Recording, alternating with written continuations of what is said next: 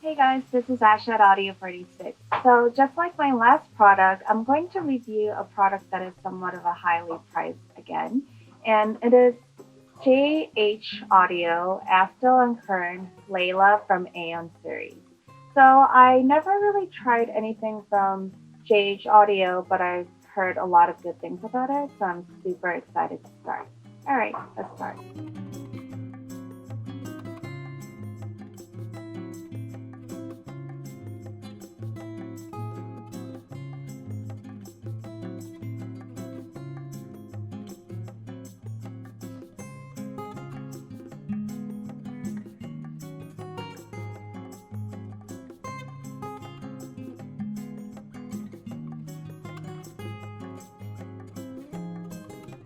AION Layla comes with the earphones, ear tips, cleaning tool, JH audio tool for adjusting the integrated bass filters, pouch, heavy-duty carrying case, card, 2.5mm to 3.5mm adapter, and manual warranty. Okay, so let's talk about the design. When I first saw these, what stood out to me the most is the size of the housings and the bold design of the housings. And to be quite honest, the design itself is good to look at as a standalone, but I'm not quite sure if it will be easy for me to wear it with like everyday outfit because, like I said, it's pretty like in your face. But that's just personal preference. It might be just my personal style. Um, so as you guys know, I'm not a huge fan of earphones with like huge housings. So I was a little skeptical about that part, but when it came to the fitting and the comfort, the size of the housings actually helped with the sound isolation. It had a great solid sound isolation, and it did take me a little bit to find the right adjustment of the fit, but after I found it, it was really comfortable and all the tips were comfortable. So I had no complaints on that part. So these have 12 VA drivers and four of each for lows, mids, and highs. And the housings are actually 3D printed that helps facilitate JH Audio's free space. I hope that I got that right. Free space technology. And cables are standard 4 feet braided, and these terminate in 2.5 millimeter. But the good thing is it comes with a 3.5 millimeter termination adapter, so you'll have options. In terms of when it comes to amplification, it is a little bit sensitive to it, but as long as you guys use a good one, then you shouldn't really have a problem with it. Okay, guys, so I'm actually really happy because I think it's been a while since I tested out earphones with solid good low end. And Layla, oh my god, the low end was amazing. So to sum it up, the low end sound was very powerful, driven, and deep.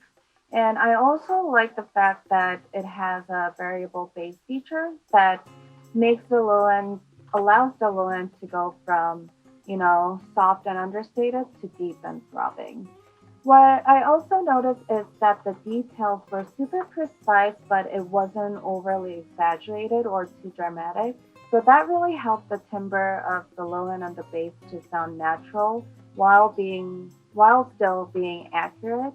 And also, you name it, from kick drum sound of the kick drums to like bass guitar, every sound was so warm, rich, powerful, you know, everything I asked for.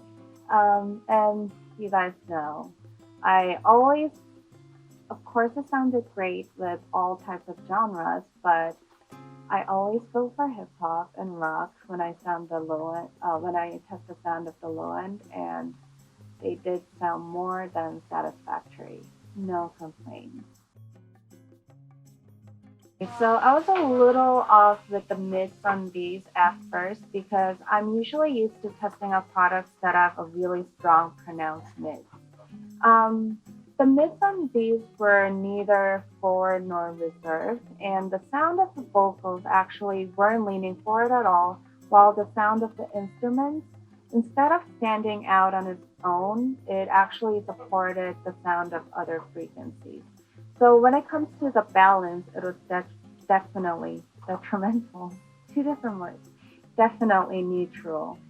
Also, but this was not necessarily a bad thing by all means because the sound in general were very clearly separated and detailed, so it didn't sound like it was being washed out or mushed by other frequencies. I didn't get super satisfaction with punk or rock, but it definitely sounded really good with other genres like EDM, bluegrass, new age, pop, and jazz, and all that stuff. Okay, so it's probably because there are four BA drivers controlling the highs. I was actually really impressed by the high end of these. What I noticed the most is how tempered the sound was, but at the same time, it was never too bright and it had a solid fidelity that helped recreating the sound of horns, strings, and female vocals at its best. Also, there is a sense of smoothness that prevents the sound from getting too piercing or harsh at times. And lastly, the sound was very, very articulate, so I could hear the details very precisely. So I'm starting to appreciate models with better soundstage more and more, and I definitely appreciated this one because it had a great sense of depth, space, and dimension. And what I noticed is that the sound of vocals and instruments have a right placement of the sound, and it never felt too cramped or closed. And it did, in general, had a very roomy soundstage for an IM. All right, my final thoughts. Okay, so I will start by I will definitely recommend it. This is so worth the price because it has a very well-rounded full sound profile.